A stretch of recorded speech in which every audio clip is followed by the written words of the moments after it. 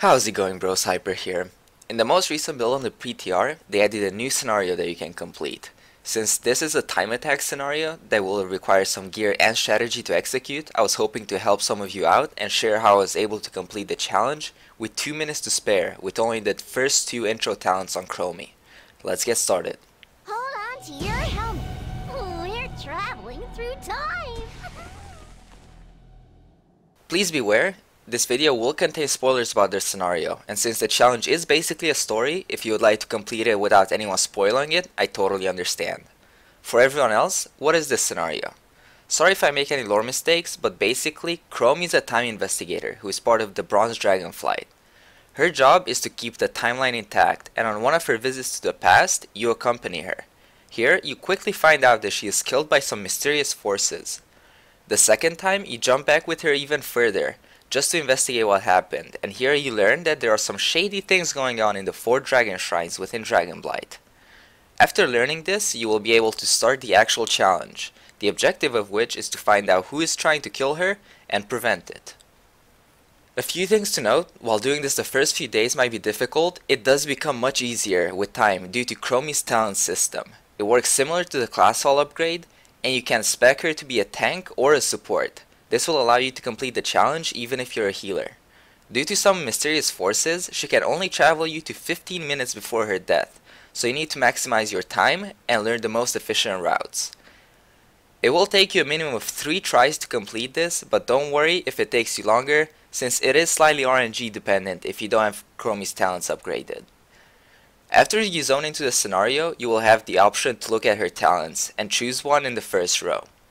Typically, the tank talents will be on the left side, and the more support-oriented one on the right side. Some of the NPCs you kill during this scenario will drop sands of time, which will be extremely important on your attempts to clear this challenge. Every sands of time will give you the choice between 2 perks, or timelines.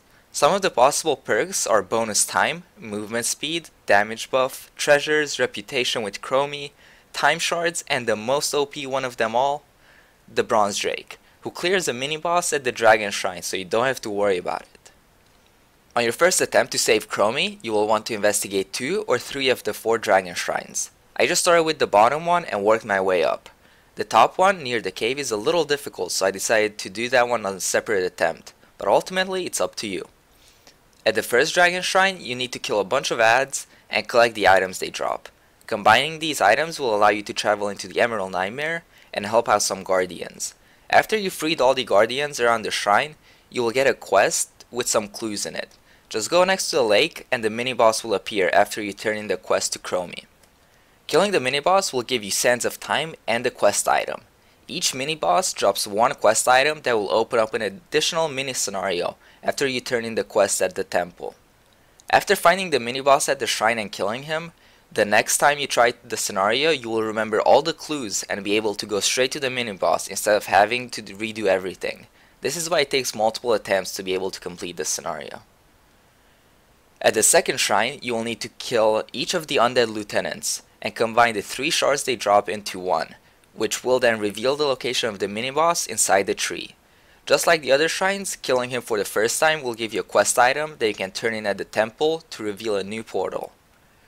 The third shrine is also pretty easy, just kill the leyline elementals and collect 50 quest items. Combining the 50 will give you a quest revealing the mini-boss, who is hiding on one of the platforms floating above the area. He doesn't do anything special, just move out of the dark puddle he drops. If you manage to kill all 3 of these in one go, then turn in the quest at the temple. If not, then just do another pass through killing the mini-bosses, then turn the quests in. On my second go, I completed the last shrine, which is a difficult one if you're melee, because the bigger skeletons put a buff on themselves, which when they melee you, they do a ridiculous amount of damage. You just need to kite them around until this debuff falls off. At this shrine, you will need to kill 2 mini-bosses the first time, but every subsequent attempt, you only need to kill 1. The first mini-boss is hiding in the upper area of the cave. You just need to follow the left corridor, it will lead you straight to him. After killing him, run out of the cave, and the second mini-boss will be hiding on the left as you exit. After completing this shrine, go back to the temple and turn in the quests you got. You will see that there are 4 more portals you can enter. On your first time, you should enter the stratum portal, and run into the city where you will find a quest. Doing this quest once will save you a lot of time running around in the future. Just follow the quest giver's instructions and collect the items until you complete the quest which gives you the key. On subsequent attempts, you can just run around and collect the items you need. That way you can just chain turn in the quest without having to run around between every quest. Remember to buy 2 salted venison jerky from George because there are 2 quests that require, 1 of each. The first 2 runs were just a setup for your speedrun. If you are completely new to these scenarios, you might want to go into each portal just to see what to expect, but I will explain what you need to do for each in this video. Now that you're ready for the speedrun, here are a few tips. Make sure to use a flask and rune if you can afford it. Have some drums available as well as pre-pots. I used Bear Tartar because it was nice movement speed, and I also had a speed set saved for the times when I was just running around. In the speed clear, you will be somewhat dependent on RNG, because if you get very lucky, you will get 4 bronze drakes who will clear the shrines for you. This saves almost 10 minutes. A general rule for the timelines I choose is bronze drake over time bonus over damage or movement speed buff over anything else.